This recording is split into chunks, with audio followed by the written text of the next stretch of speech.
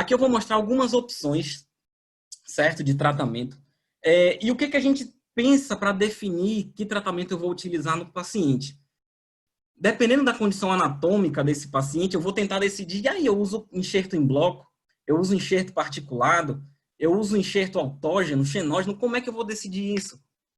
Enxerto em bloco, normalmente a gente usa enxerto autógeno, e ele, teoricamente, tem uma vantagem sobre o particulado, que é ter uma menor reabsorção ao longo do tempo.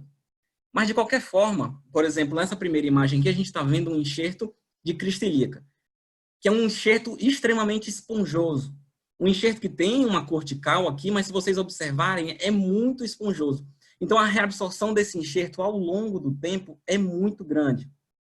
Ela chega até 80% em 2 anos. Então, às vezes, a gente faz uma cirurgia muito bonita, um enxerto lá de ilíaco, uma cirurgia muito grande, e quando você vai reabilitar, esse paciente não tem mais quase nada daquele enxerto que você fez.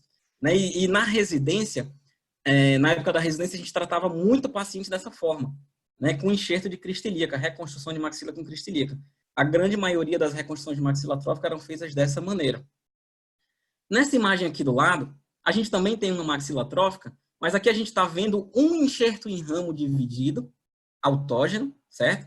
E aqui a gente está vendo o levantamento de seio com enxerto particulado de origem bovina. Aqui a gente associando material autógeno com material xenógeno. Quando a gente faz essa associação, a reabsorção óssea desse meu enxerto é muito menor. A gente está usando um enxerto de reabsorção lenta. Então, a longo prazo, eu tenho muito menos reabsorção aqui do que eu tenho nessa situação aqui, que é só autógeno. E por que na época da residência vocês não associavam com o osso xenógeno?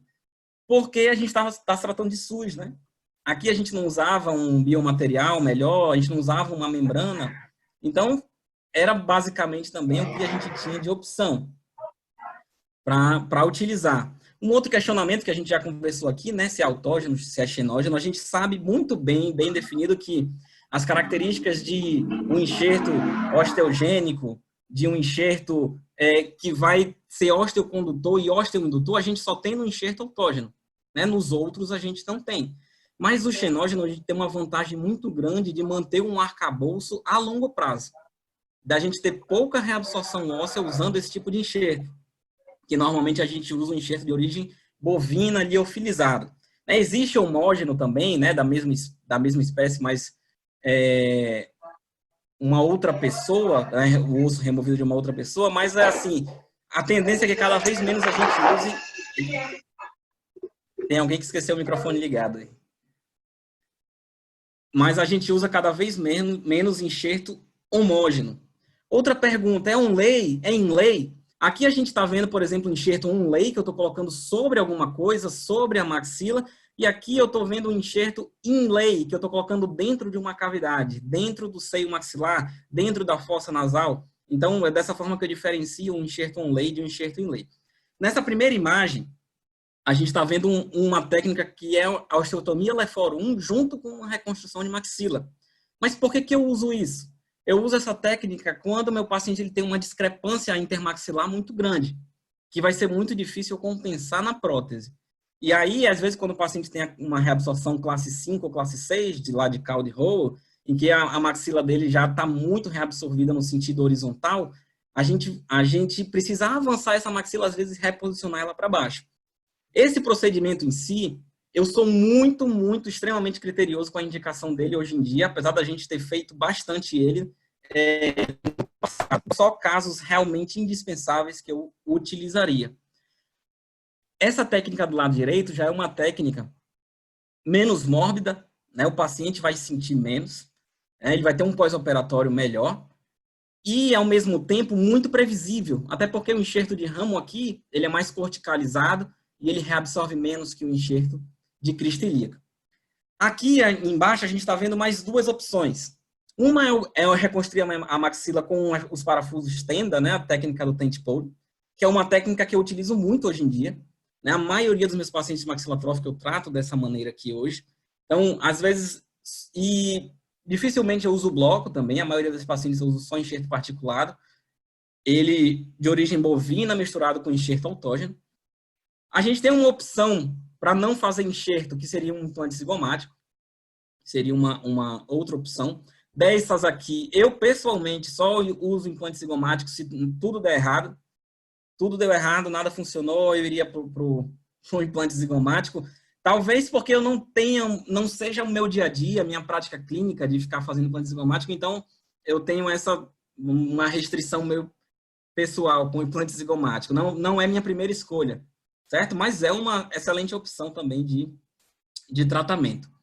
Aqui embaixo a gente está vendo mais duas opções. Uma é o implante pterigoide, que apesar de pouca gente falar sobre ele, ela já é uma técnica bem antiga, essa técnica desde a década de 80 por causa dela, ela foi descrita. E aqui a gente basicamente usa implantes bem longos para serem travados no pilar pterigoide. E aqui ele pegaria o osso da maxila, que é um osso esponjoso, ele pegaria o osso palatino e a placa pterigoide do osso esfenoide, que é bem mais cortical e conseguiria um travamento bom. A desvantagem dele aqui é que pela saída bem posterior, a higienização dessa prótese é difícil, mas ela se enquadra como uma opção quando eu não quero fazer enxerto e a anatomia do paciente me permite isso.